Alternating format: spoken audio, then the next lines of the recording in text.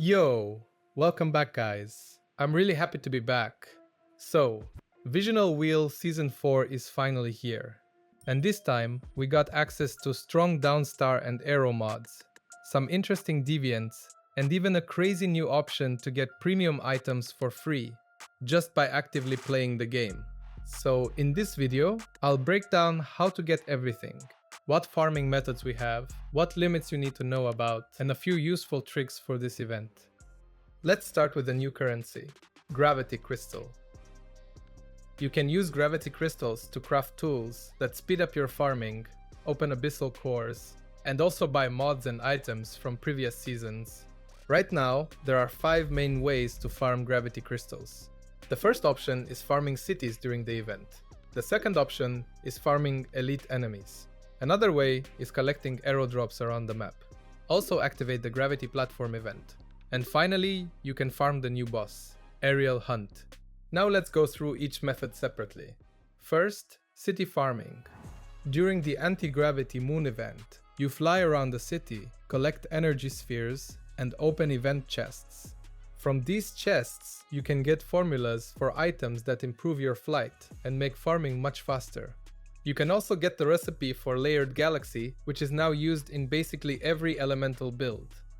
For Deviant, I recommend using the Lunar by the Wind. Her passive skill increases your flight speed when she is synchronized.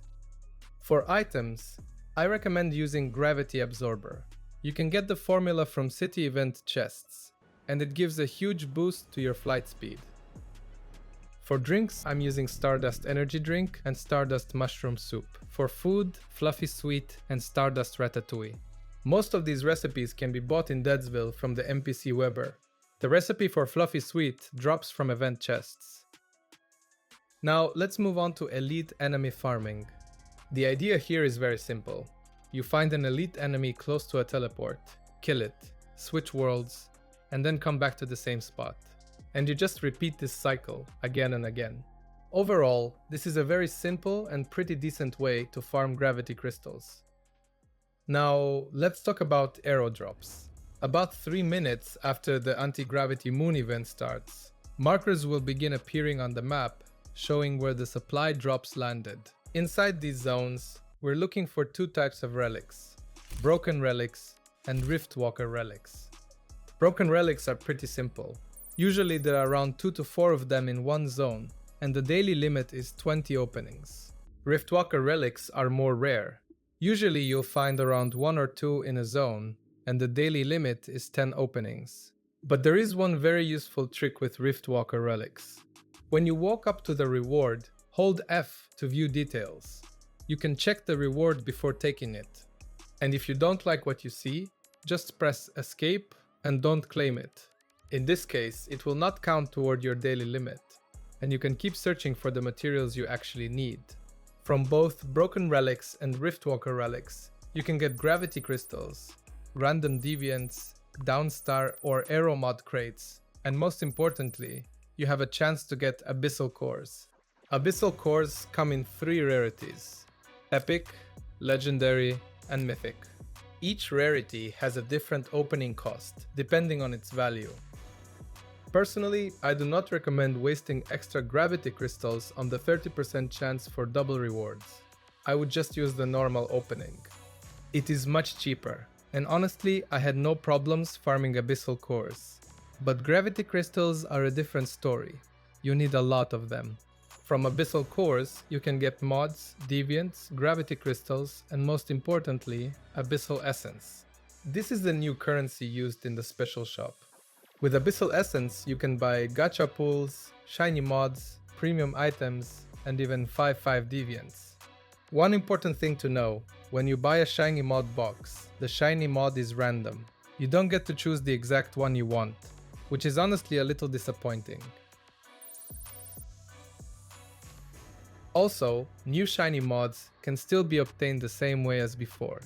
When you get a duplicate level 17 mod, there is a 30% chance for it to evolve into a shiny mod. Now, let's talk about the anti-gravity platform. Just like before, you find the formula for the platform in city event chests, craft it, and activate it during the event. Basically, It's a 10-minute tower defense event, nothing too complicated.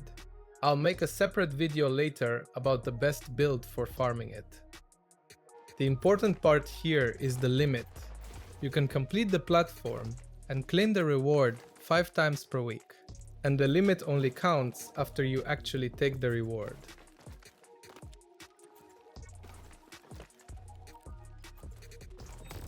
Now the last farming method is the new boss, Aerial Hunt. This boss appears on the map 15 minutes after the Anti-Gravity Moon event starts. And as you can see, the rewards are actually pretty good. You can get Downstar and Arrow mods, and also Abyssal Cores of all rarities. But there is also a limit here. You can claim rewards from this boss only 12 times per day. The fight itself is pretty simple. The boss flies around the arena, and you deal damage while dodging lightning attacks. After the first HP bar, the boss enters a damage resistance phase. Stone platforms rise from the ground, and enemies with pylons spawn on top of them.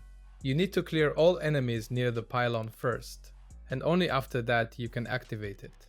Once the pylon is activated, the boss becomes vulnerable for 15 seconds. This is your main damage window, where you want to deal as much damage as possible. I'll also make a separate video soon about the best build for speedrunning this boss. So, to sum it all up, these are the main limits. Anti-Gravity Platform rewards 5 per week. Riftwalker Relics 10 per day. Broken Relics 20 per day. And Aerial Hunt rewards 12 per day. If you want to farm this event actively, I recommend closing these limits every day first. And after that, in your free time, farm extra gravity crystals in cities or from elite enemies. And that's it, guys. If you like the guide and the breakdown, drop a like, subscribe, and let me know what you think in the comments. See you next time.